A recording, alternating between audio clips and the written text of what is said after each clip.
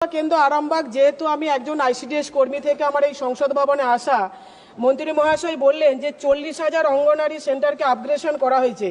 এবং सुश्री मिताली बाग महिलाओं का विषय है আমার প্রশ্ন যে মহাশয় আমার লোকসভা কেন্দ্র আরামবাগ যেহেতু আমি একজন আইসিডিএস কর্মী থেকে আমার এই সংসদ ভবনে আসা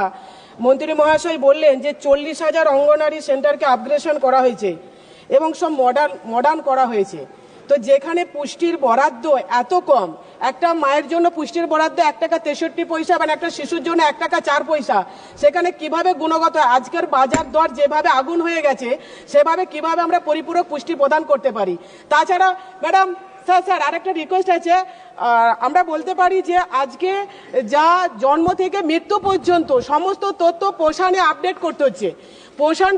পোষণ যে অভিযান চালিয়েছে সেটা আমার মনে হয় পোষণ অভিযান না চালিয়ে যদি পুষ্টির অভিযান চালাতো তাহলে আগামী দিনে ভবিষ্যৎটা আরো উজ্জ্বল হতো এই পোষণ অভিযান এত ক্রিটিক্যাল কারণ নেট পাওয়া যায় না এবং প্রতিটা মুহূর্তে আমরা আপডেট দিতে আমরা যারা হেল্পার এবং ওয়ার্কাররা আছে তারা